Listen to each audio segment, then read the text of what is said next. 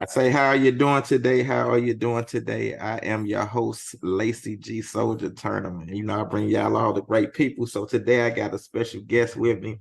She is the founder and CEO of Ryze Manufacturing and Logistics. She has over 20 years of experience managing people and organizations to exceed goals and surpass customers' expectations. We have the wonderful, amazing, talented SoJohna Bell. Welcome to the platform. That's awesome. Thank you so much, Lacey. I'm glad to be here. You are welcome in this piece. So my first question to you, where were you born and raised, and how was your upbringing as a child?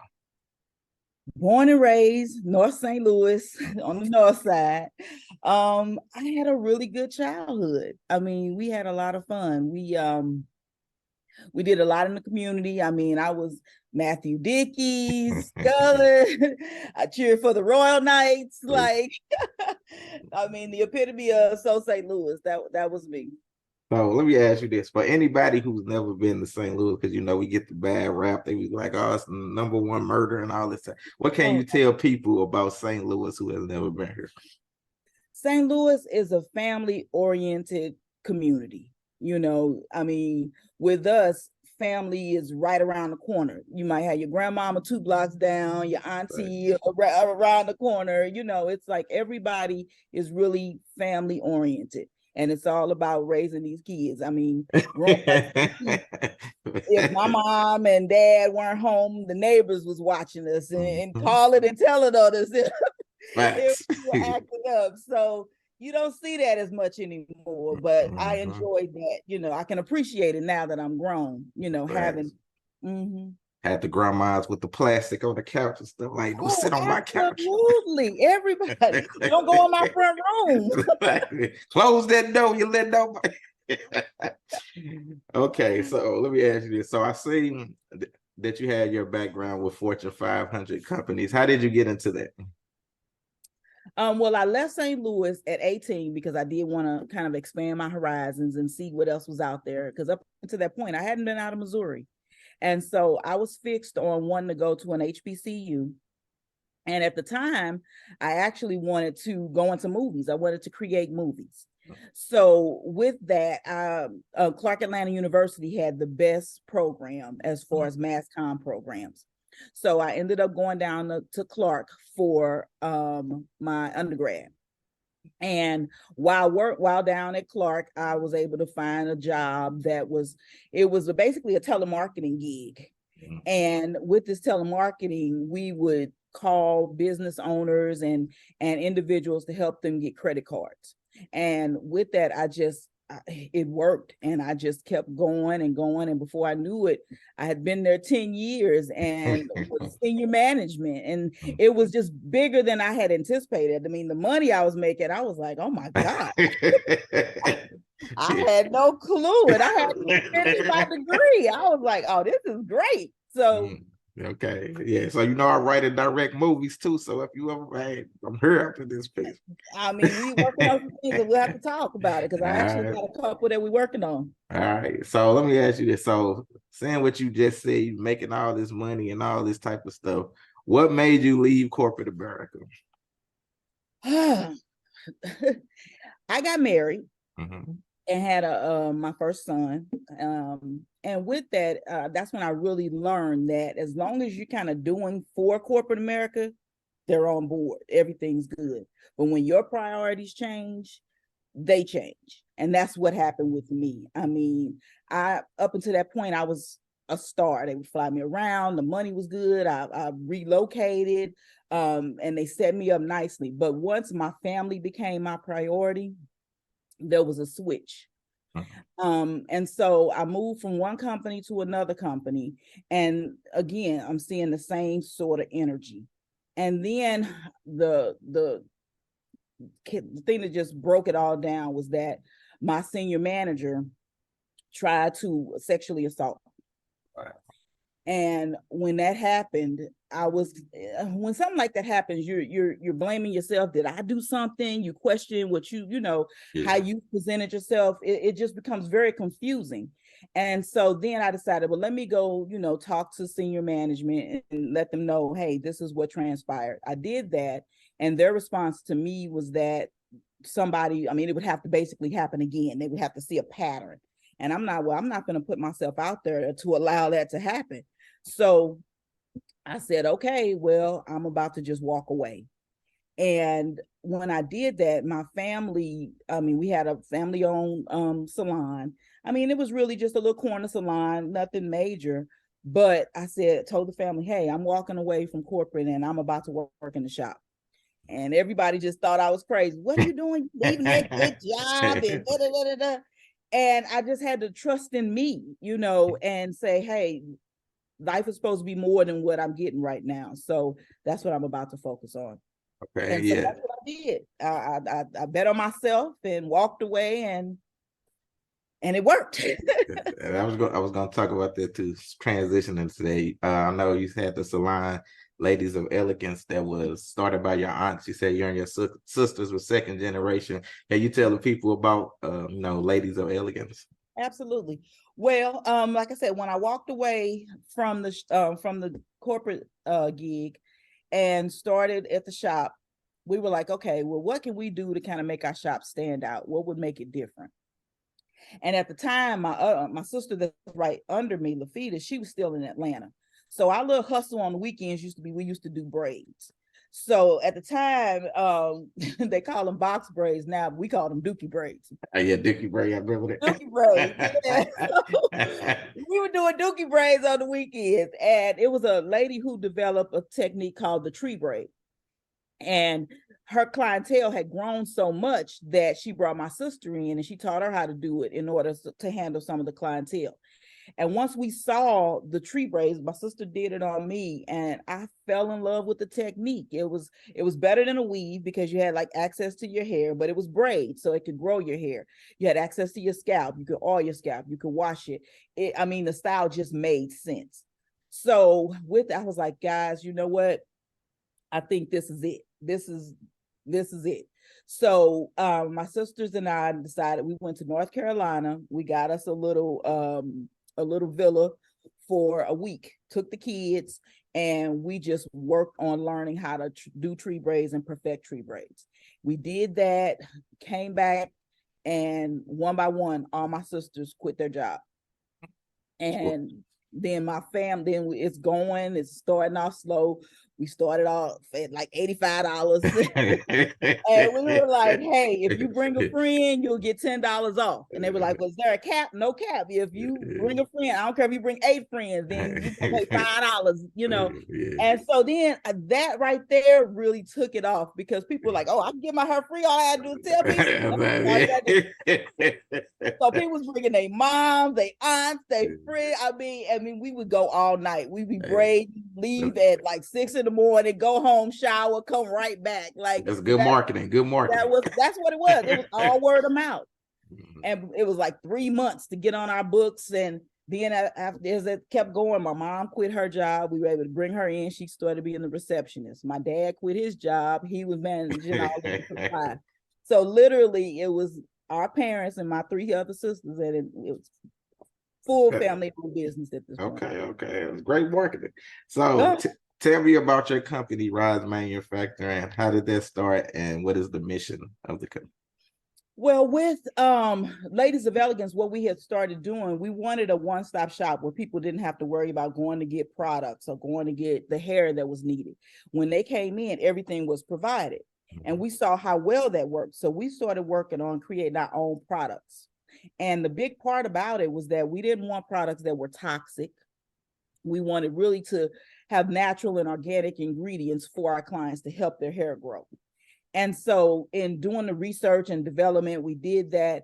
And we saw that just how our revenue increased, because almost everybody that walked out the door had a bag in hand.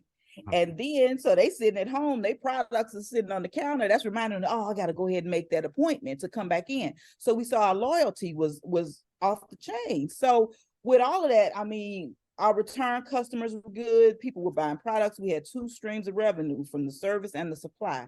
And I'm like, that's something we don't look at doing too often. because everybody's running to the beauty supply store. We're not getting any money from doing that. Nope. You know, they're not giving you a percentage to buy their products.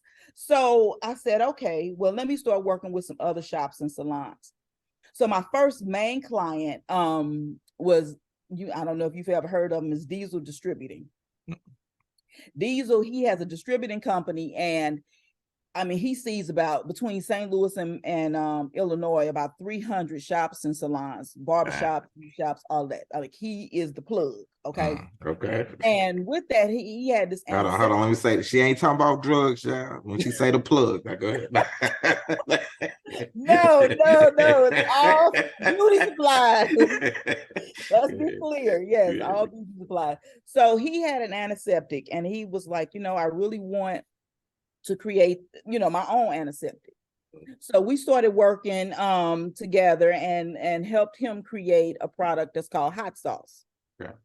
So instead of people using sea breeze and alcohol and all of that when they did their cuts and the linings and all of that, he started selling hot sauce.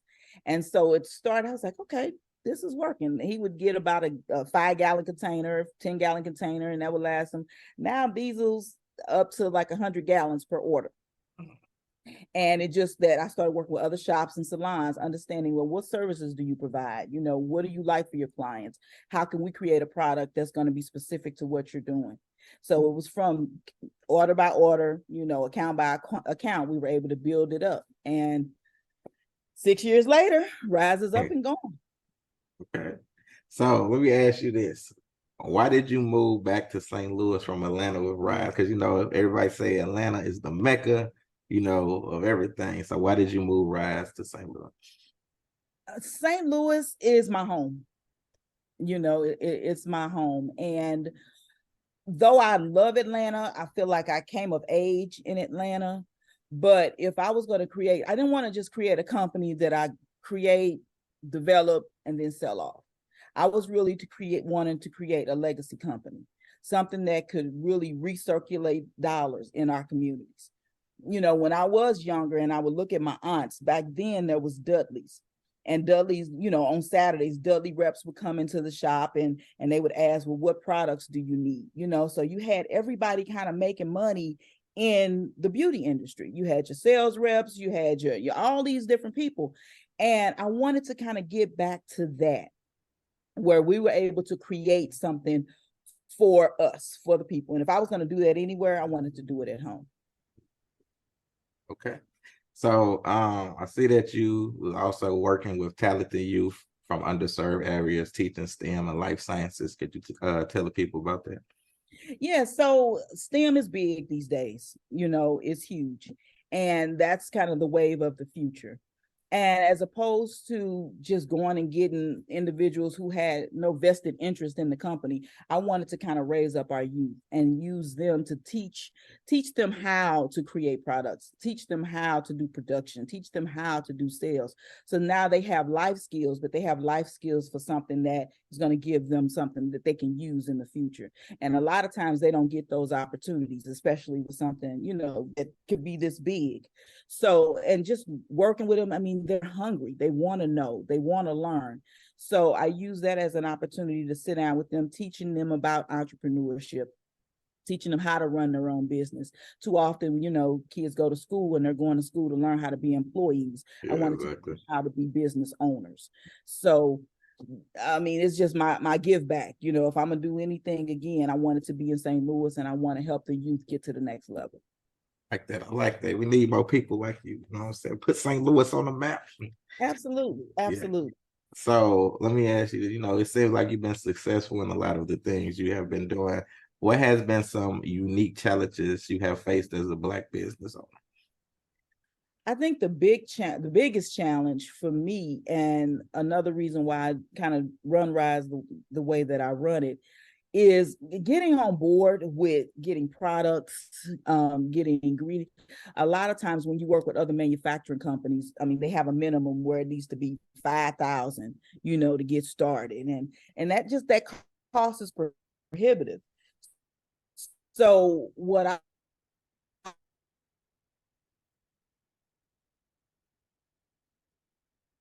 SoJohna has frozen up. Okay. You froze up on us. You go froze. with making those purchases. We got his thing. And two was that I didn't want out and get all these funds. Can you hear me? Yeah, I can hear you now. Okay. I didn't want to go out and get all these funds from these other investors who then want to say, okay, well, how am I going to get my return? You're going to sell the company and this.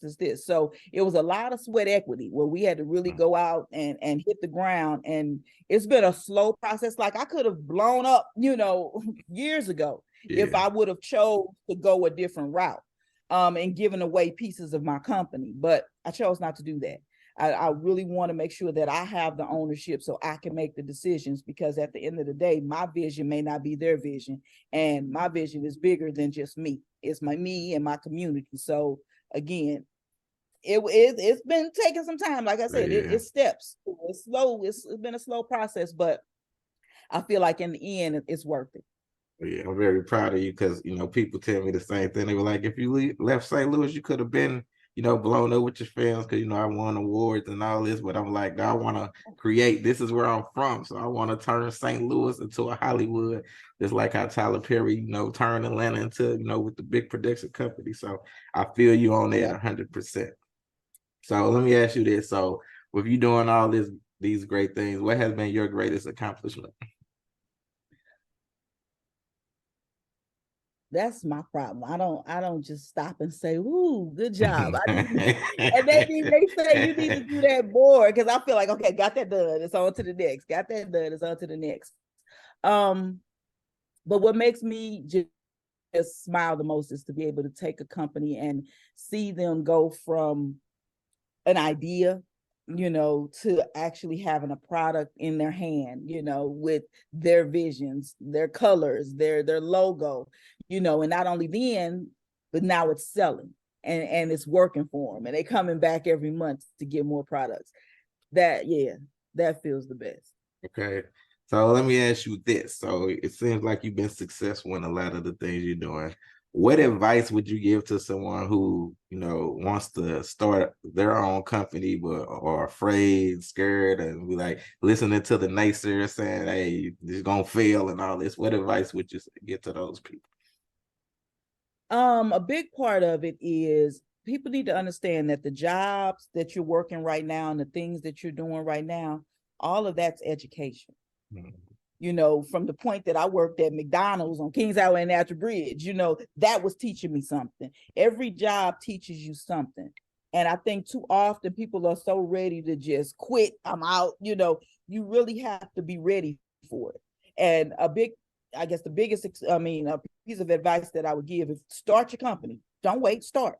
Do the research, get your stuff registered, go through that process, get it started while you're working your job, while you're getting that consistent income. And I wouldn't quit a job until my business is making more money than what I'm making in my regular job. Once that is the case, then you're clear to say, okay, because at least, you're not really having it, really impact you as much. You have dips and valleys, you're going to have that.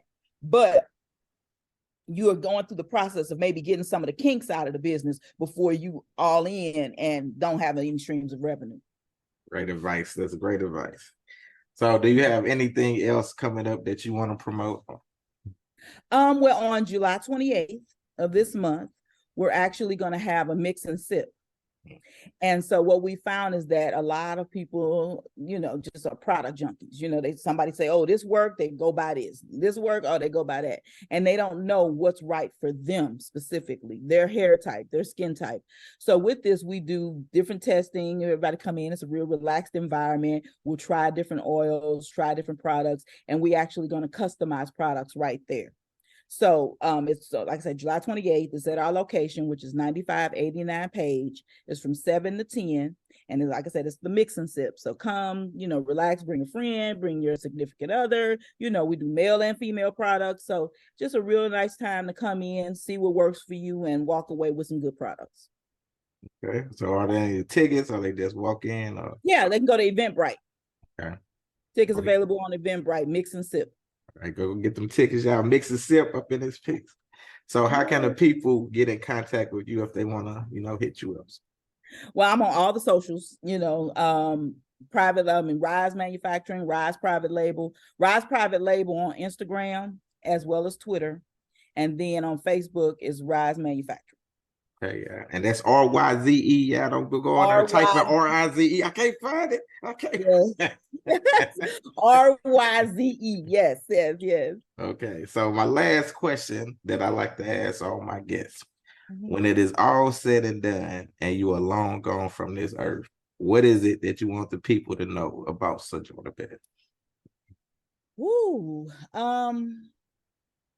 I think the big thing is that I want to make a difference. You know, I want to definitely be known as somebody who made a difference in changing, and the big part is changing our economics. If I can be, you know, someone who's been able to kind of redirect funds to work in our communities and people to walk away with more money that they had before, and something that I initiated does that, then yeah, I'm good. Okay. All right. Well, thank you, Miss SoJohna Bell. I appreciate you. Thank Great you. interview. You know, you dropped some knowledge, you dropped some jewels for everybody. So excellent. definitely appreciate it. So I will let you know as soon as this article drops also. All right, perfect. Thank you so much, Lacey. I appreciate it. All right. And you have a good day. You too. Bye-bye. Bye-bye.